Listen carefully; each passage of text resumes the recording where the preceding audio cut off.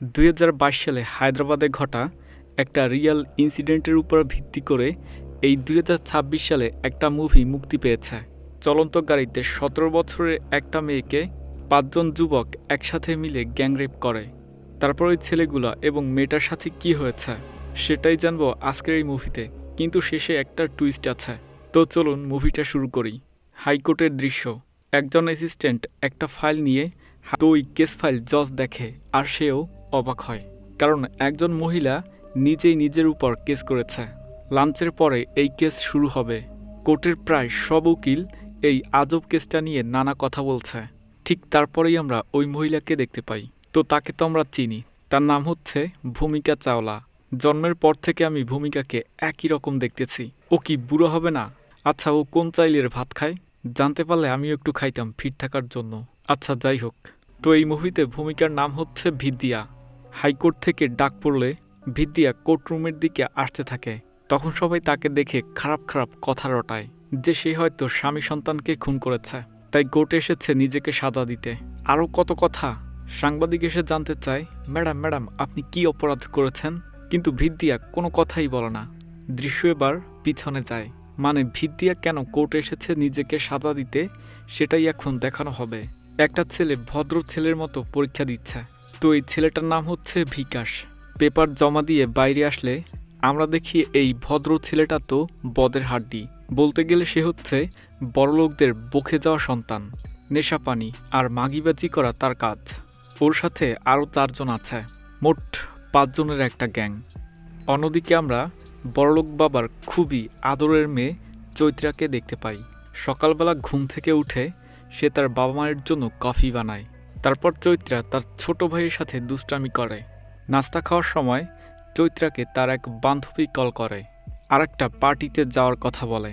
চৈত্রা ভাবে তার বাবা হয়তো তাকে পার্টিতে যেতে দিবে না, তাই চৈত্রার বান্ধবী চৈত্রার বাবার সাথে কথা বলে এবং তাকে আলু পক দিয়ে রাজি করিয়ে ফেলে।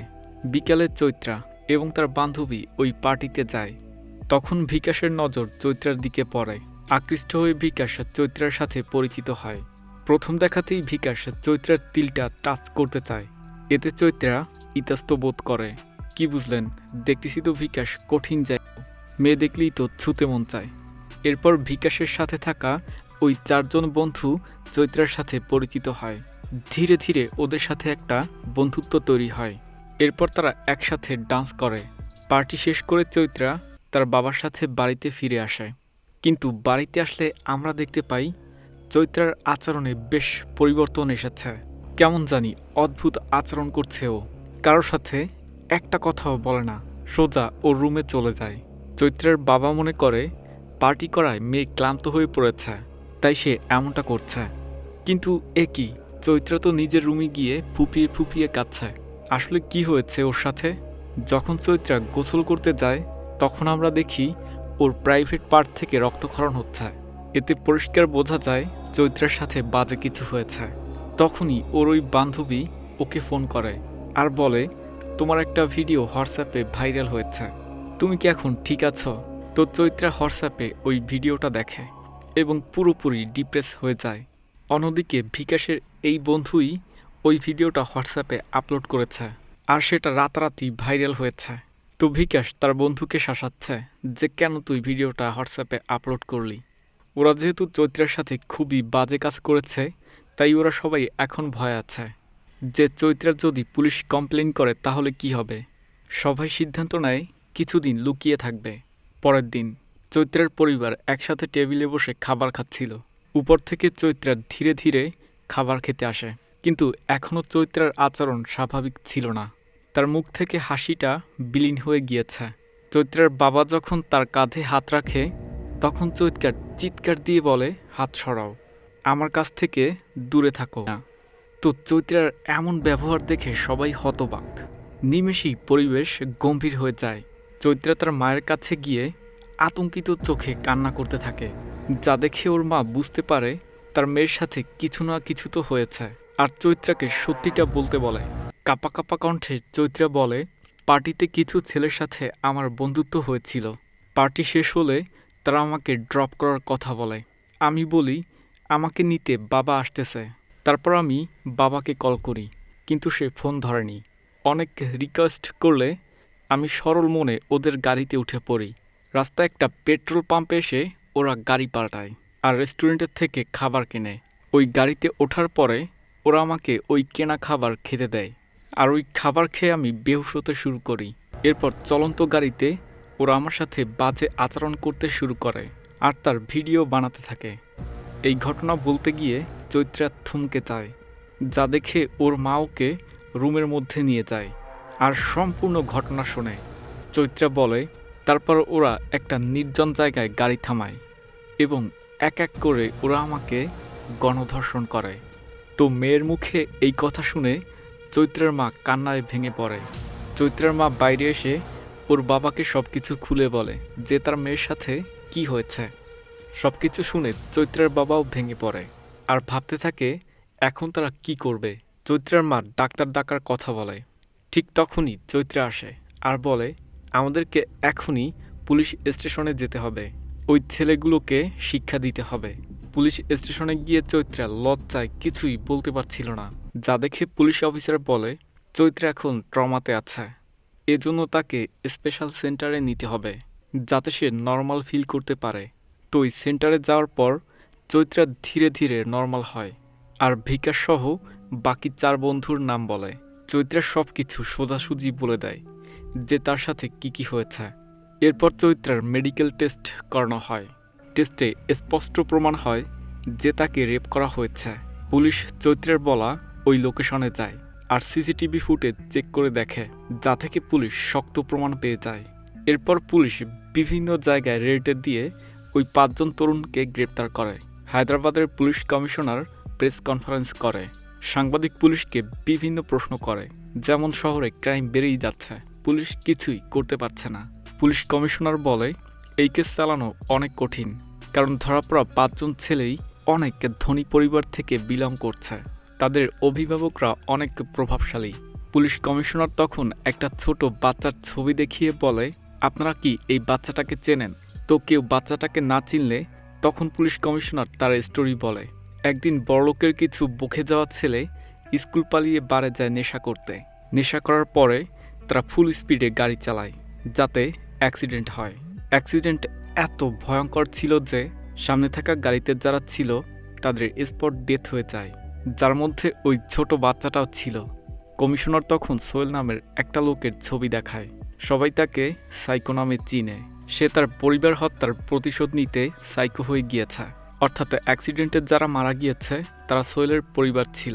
কমিশনার বলে আজ চৈত্রের সাথে যা হয়েছে তার জন্য দায়ী ওই ছেলেগুলোর অভিভাবকরা, কারণ তারা তাদের বাচ্চাদেরকে সঠিকভাবে লালন পালন করতে পারেনি। এরপর কমিশনার এক এক করে ওই 5 জন ছেলের বাবাদের নাম মিডিয়ার সামনে প্রকাশ করে দেয়, যাদের মধ্যে কেউ ছিল বড় ব্যবসায়ী, কেউ ছিল মন্ত্রী, আবার কেউ ছিল এমএলএ। তো বিকাশের বাবার নাম বলা হয়, সে একজন বড় ব্যবসায়ী। তার সাথে বিকাশের মায়ের ছবিও দেখানো হয়, সে একটা পাবলিক স্কুলের প্রিন্সিপাল। সবশেষে কমিশনার বলে এই কেসটা পক্সো অ্যাক্টের আন্ডারে চলবে। মিডিয়ায় এই খবরটা প্রকাশ হলে ওই 5 জন ছেলের বাবারা একসাথে একটা গোল মিটিং করে আর তারা সিদ্ধান্ত নেয় যে কোনো মূল্যে তারা তাদের ছেলেদেরকে পুলিশের হাত থেকে বাঁচাবে। অন্যদিকে বিক্রমের মা ভিদ্যা স্কুলে একটা জরুরি মিটিং ডাকে আর প্রিন্সিপালের পদ থেকে রিজাইন দেয়। স্কুল থেকে বেরিয়ে আসার সময় স্টুডেন্টরা তাকে ব্যাড সাউন্ড করে। দূর থেকে তারা ভিদ্যাকে রেপিস্টের মা বলে ডাকে। এই কথাটা শোনা যে কোনো মায়ের জন্য কষ্টকর। ভিদ্যা এই সব কিছু শুনে স্কুল থেকে বেরিয়ে আসে। যখন ভিদ্যা স্কুল থেকে বাড়িতে আসে তখন তার স্বামী রেড্ডি বলে তুমি কেন চাকরি থেকে রিজাইন দিয়েছ? ভিদ্যা বলে এছাড়া আর কি করব, তোমার ছেলে আমাদের তো মুখ উজ্জ্বল করে দিয়েছে, তোমার জন্যই বিকাশ নষ্ট হয়ে গিয়েছে, ক্লাস 10-এ উঠতে না উঠতেই বাইক কিনে দিয়েছ। রেড্ডি বলে তুমিও তো তোমার ছেলেকে মাথায় করে রেখেছ, ও যা বলতো তুমি তাই শুনতে। মোট কথা হচ্ছে বিকাশ বাবা মায়ের আদরে নষ্ট হয়ে গিয়েছে। রেড্ডি বলে এখন কি আর করা, চলো ওকে পুলিশের হাত থেকে বাঁচাই। কিন্তু ভিদ্যা সরাসরি এটা করতে বারণ করে দেয় আর বলে আমি এসবের মধ্যে জড়াবো না। এর মধ্যে খবরে দেখানো হয় ওই মন্ত্রী এবং এমএলএকে তাদের ছেলেদের কুকর্মের জন্য পদ থেকে বহিষ্কার করে দেওয়া হয়েছে। ভিদ্যা ইমোশনাল হয়ে বিকাশের ছোটবেলার কথা মনে করছে। যখন সব কিছু ঠিকঠাক ছিল। তারপর দেখানো হয় বাবা মার অতি আদরে বিকাশ কিভাবে নষ্ট হয়ে গিয়েছে। দৃশ্য পরিবর্তন হয়। আমরা ওই 5 জনকে দেখতে পাই। ওরা এখন পুলিশের হাতে বন্দী। টানা 2 দিন ধরে পুলিশ ওদেরকে মারছে, কিন্তু ওরা অপরাধ স্বীকার করছে না। আর এই 2 দিনে ওদেরকে কোনো কিছু খেতে দেওয়া হয়নি। কিন্তু কমিশনার ওকে ছাড়ে না, ওকে 4র্থ প্যাকেটও খেতে বলে। তো এখন বিকাশের খেতে কিন্তু খুবই কষ্ট হচ্ছিল, যা দেখে তার বন্ধুরাও টেনশনে পড়ে যায় আর ভাবতে থাকে এরপর তো তাদের পালা আসতেছে। এরপর কমিশনার জোর করে লাস্ট প্যাকেটও খেতে বলে। তো এত বেশি খাওয়ায় বিকাশ অসুস্থ হয়ে পড়ে। কমিশনার বাকি 4 জনকেও 5 প্যাকেট করে বিরিয়ানি খাওয়ায়। এটাকেই বলে ওভারডোজের ঠেলা। আমি অনেক মুভি দেখেছি, কিন্তু এই রকমের টর্চার আজ পর্যন্ত দেখিনি। ওই দিন রাতে ওই ছেলেদের অভিভাবকরা কমিশনারের সাথে দেখা করে আর ফোন করে চিফ সেক্রেটারির সাথে কথা বলিয়ে দেয়। কমিশনার ফোন লাউড স্পিকারে রাখে। ওই চিফ সেক্রেটারি কমিশনারকে বলে ধর্ষণকারীদেরকে মোটেও ছাড়বে না, সর্বোচ্চ সাজা দিবে। অভিভাবকরা সাহায্যের জন্য ফোন করেছিল, কিন্তু উল্টা প্যাদানি খেয়ে ওরা চলে আসে। এরপর পুলিশ কমিশনার ওদেরকে সেই জায়গায় নিয়ে যায় যেখানে বসে ওরা চৈত্রাকে ধর্ষণ করেছে। এক মহিলা পুলিশ অফিসারকে গাড়িতে বসিয়ে পুরো ঘটনাটা রিক্রিয়েট করা হয়। কমিশনার বিকাশের প্যান্ট খুলতে বলে এবং কিভাবে ওরা ভিডিও তৈরি করেছে সেটা ওদেরকে দেখাতে বলে। কমিশনার ওদের মানসিকতা ভেঙে ও লজ্জা দিতে চাচ্ছিল, তাই সে এমনটা করছে। সিন রিক্রিয়েট করার পরে প্রোটেন্সি টেস্ট করানোর জন্য ওদের সবাইকে ফার্টিলিটি ল্যাবে আনা হয়। তো প্রোটেন্সি টেস্ট এই জন্য করা হয় যে ধর্ষণ করার সময় ওদের শারীরিক অবস্থা কেমন ছিল বা ওরা কতটা উত্তেজিত ছিল। এই কথা শুনে সবাই তো লজ্জা পেয়ে যায়। তখন ডক্টর সবাইকে অপমান করার জন্য বলে ধর্ষণ করার সময় তোমরা তো তোমাদের পুরুষত্ব দেখিয়েছ। যখন বিকাশের পালা আসে তখন বিকাশ এই অপমান সহ্য করতে পারে না আর বিষাক্ত কেমিক্যাল খেয়ে বিকাশ আত্মহত্যা করার চেষ্টা করে। ঠিক সেই সময় ভিদ্যা তার স্বামীকে বলে ওরা ওই মেয়েটার সাথে কত ভয়ঙ্কর কাজ করেছে, না জানি মেয়েটা এখন কি করতেছে। যা শুনে ভিদ্যার স্বামী বলে তুমি তোমার ছেলের কথা একটিও চিন্তা করছো না, যে এখন পুলিশ কাস্টডিতে আছে। তখন ওদের কাছে একটা কল আসে আর জানতে পারে তার ছেলে বিষাক্ত কেমিক্যাল খেয়ে আত্মহত্যা করার চেষ্টা করেছে আর সে এখন হসপিটালে ভর্তি আছে। এই খবরটা শুনে ভিদ্যার সাথে সাথে ওই হাসপাতালে যায়। হাসপাতালে পুলিশ কমিশনার আগে থেকেই ছিল আর সে ভিদ্যাকে তার ছেলের সাথে দেখা করতে পারমিশন দেয়। ভিদ্যা বিকাশকে বলে তুই যেটা করেছিস সেটা সম্পূর্ণ ভুল, তোরা 5 জনই মরবি আর তুই তো ধুকে ধুকে মরবি। এটা বলে ভিদ্যা বাইরে চলে আসে।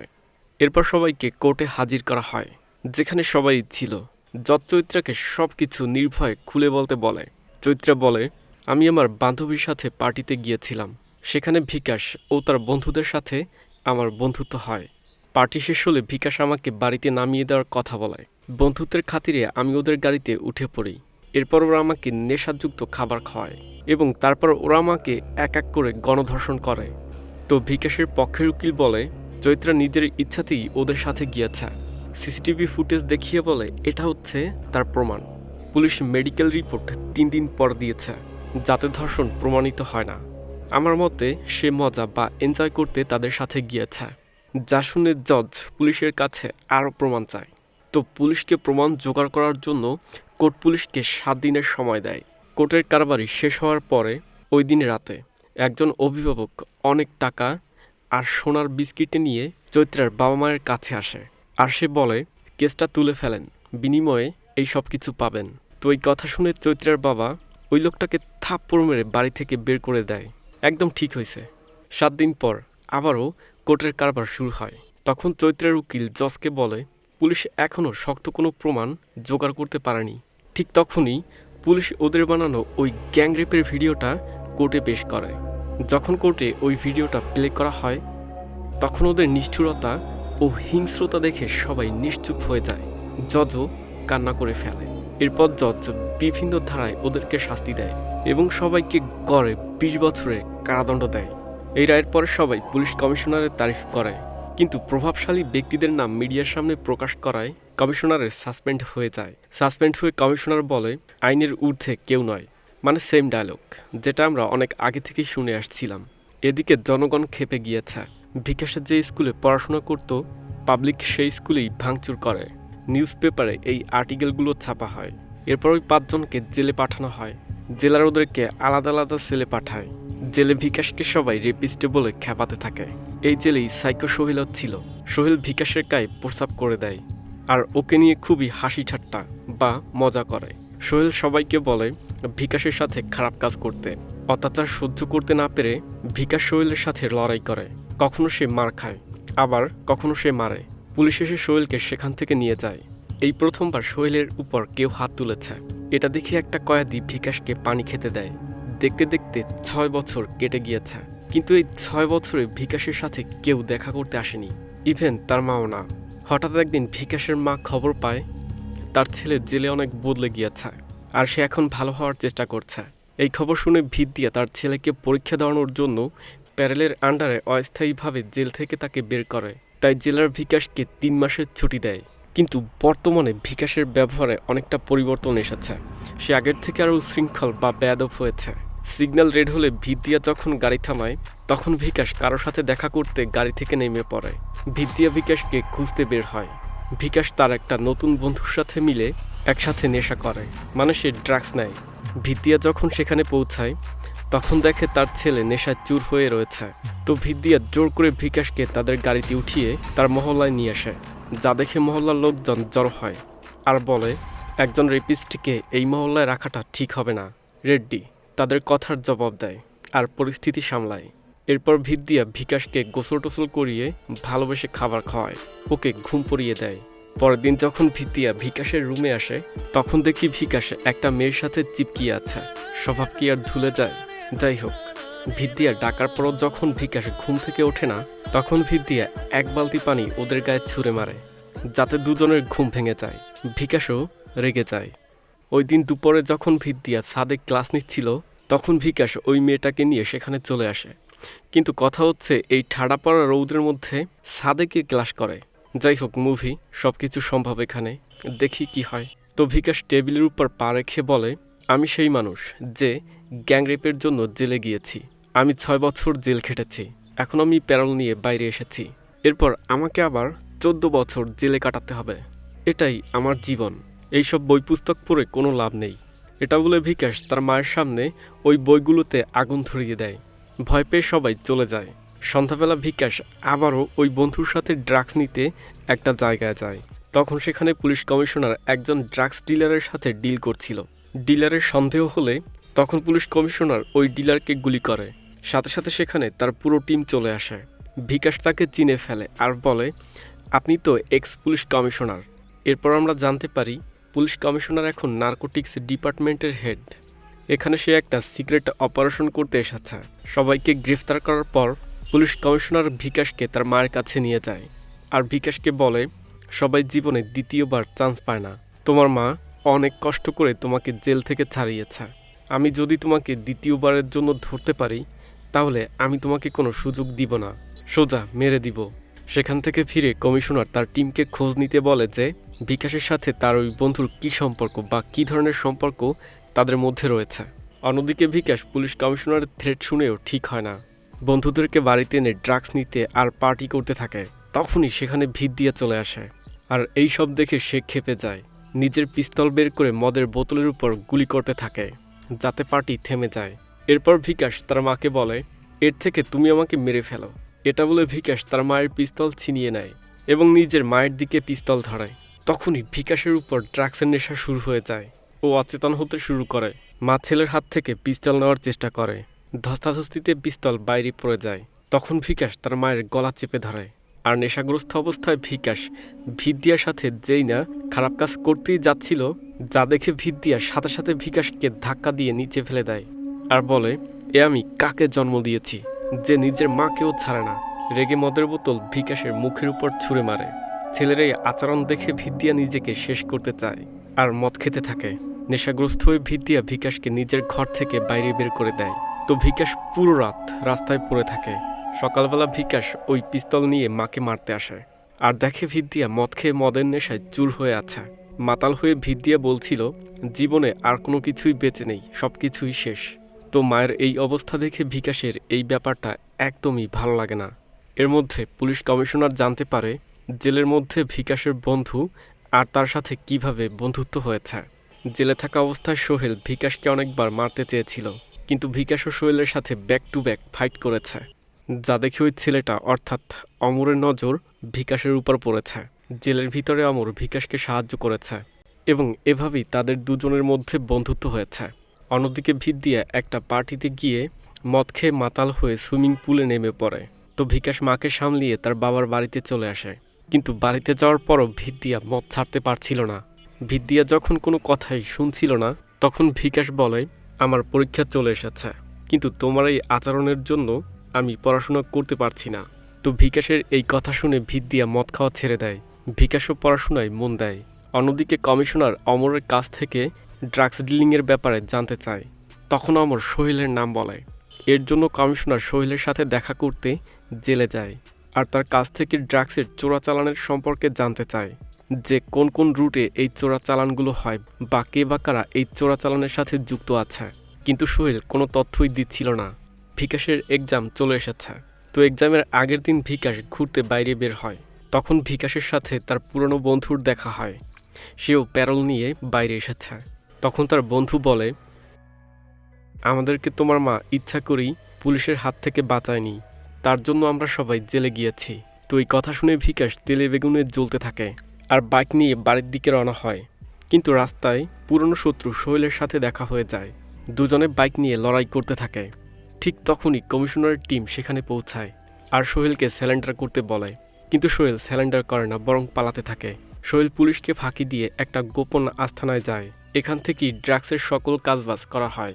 সোহেল সমস্ত তথ্য একটা পেন ড্রাইভে রেখে সেটা তার নিজের গলায় ঝুলিয়ে রাখে আর সেখান থেকে পালাতে থাকে।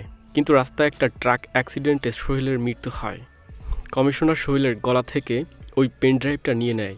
বিকাশ দূর থেকে এগুলো দেখছিল এবং ভয় পেয়ে সে সেখান থেকে চলে আসে। অন্যদিকে কমিশনার এবং তার টিম সমস্ত ড্রাগস এক জায়গায় জড়ো করে তাতে আগুন ধরিয়ে দেয়। এভাবে তার অপারেশন সাকসেসফুল হয়। পরদিন সকালবেলা বিকাশের বাবা মা পরীক্ষার হলের সামনে দাঁড়িয়েছিল, কিন্তু বিকাশ পরীক্ষা দিতে আসে না, যা দেখে তারা তো চিন্তিত হয়ে পড়েছে, কারণ এই পরীক্ষা দিলে হয়তো তার সাজা কমে যাবে। পরীক্ষা শেষ হলে বিকাশ সেখানে আসে আর চুপচাপ পুলিশের ভ্যানে উঠে পড়ে। এরপর দৃশ্য প্রথমে যায়, অর্থাৎ কোর্টরুমে যায়, যেখানে ভিদিয়া নিজেই নিজের উপর কেস করেছে। ভিদিয়া জজকে বলে, আমি আমার ছেলেকে ঠিক করে মানুষ করতে পারিনি, এর জন্য আমি অপরাধ করেছি এবং এই অপরাধের শাস্তি আমাকেও দেওয়া উচিত। তো সব কিছু শুনে জজ বলে, আইনের দৃষ্টিতে এমন কোনো অপরাধের কথা উল্লেখ নেই, কিন্তু আমাদের ধর্মগ্রন্থে বাচ্চাদেরকে সঠিক শিক্ষা দেওয়ার কথা বলা হয়েছে। আমাদেরকে আমাদের দায়িত্ব বুঝতে হবে এবং তাদেরকে সঠিক শিক্ষা দিতে হবে। অন্যদিকে পুলিশ ভ্যান যখন জেলখানার দিকে যাচ্ছিল, তখন কমিশনার এসে ওই ভ্যান থামায় আর বিকাশকে বলে, তুমি আগামী সপ্তাহে আবার দিল্লিতে এক্সাম দিতে পারবে। আমি তোমার প্যারোলের ছুটি 2 সপ্তাহের জন্য বাড়িয়ে দিয়েছি। কিন্তু বিকাশ কান্না করতে করতে বলে, আমার দ্বিতীয় সুযোগ লাগবে না। মহল্লার কেউ আমাকে পছন্দ করে না। এই কথা রেপ করার আগে মনে ছিল না? আমার জন্য আমার বাবা মা অনেক অপমানিত হয়েছে। আপনি আমাকে মেরে ফেলুন, সেটাই ভালো হবে। কমিশনার বলে, তুমি যদি তোমার বাবা মার মুখ উজ্জ্বল করতে চাও, তাহলে পরীক্ষা দিয়ে স্বাভাবিক জীবনে ফিরে আসো। কিছুদিন পর বিকাশ পরীক্ষা দিতে ডিস্ট্রিক্ট অ্যান্ড সেশনস কোর্টে যায়। আর যে ইন্টারভিউ নিবে সে অন্য কেউ নয়, সে হচ্ছে চৈত্রা। বিকাশ চৈত্রাকে দেখে তো থরে কম্পে কাঁপতে থাকে আর কান্না করতে থাকে। চৈত্র ওর ফাইল দেখে বুঝে যায় ওকে একটা সুযোগ দেওয়া উচিত। সেখানে থাকা অন্য অফিসাররা বলতে থাকে, এ তো সেই রেপিস্ট যে তোমাকে ধর্ষণ করেছে, তাকে তুমি কোনো সুযোগ দিও না। সবার কথা শুনে চৈত্রা বিকাশকে নর্মালভাবে প্রশ্ন করে। বিকাশ কান্না ভরা কণ্ঠে 2টা প্রশ্নেরই জবাব দেয়। এরপর চৈত্রা ফাইলে অ্যাপ্রুভডের সিল লাগিয়ে দেয় আর তাকে বেস্ট অফ লাক বলে। বিকাশ বিশ্বাসই করতে পারছে না যে এমনটা তার সাথে হবে, আর ও ওই ফাইল নিয়ে সোজা মায়ের কাছে যায়। ফাইলে অ্যাপ্রুভড দেখে ভিদিয়া অনেক খুশি হয়। বিকাশ তার মায়ের পায়ে পড়ে কান্না করে বারবার তার কাছে ক্ষমা চায়। যখন চৈত্রা গাড়ি করে তার বাড়িতে যাচ্ছিল, তখন সে মা ও ছেলের খুশি দেখতে পায়। তো এখানে কিন্তু চৈত্রা অনেক বড় মনের প্রমাণ দিয়েছে। আমি হলে তো প্রথম দেখাতেই ওর ফাইল রিজেক্ট করে দিতাম, কারণ রেপিস্টদেরকে ক্ষমা করা উচিত নয়। তো মা ও ছেলেকে খুশি দেখাইয়া এখানে এই মুভিটা শেষ হয়ে যায়। তো আপনার কাছে মুভিটা কেমন লেগেছে সেটা কমেন্টে জানাতে পারেন, আর আমি কিন্তু আপনার কমেন্টের উত্তর দেই।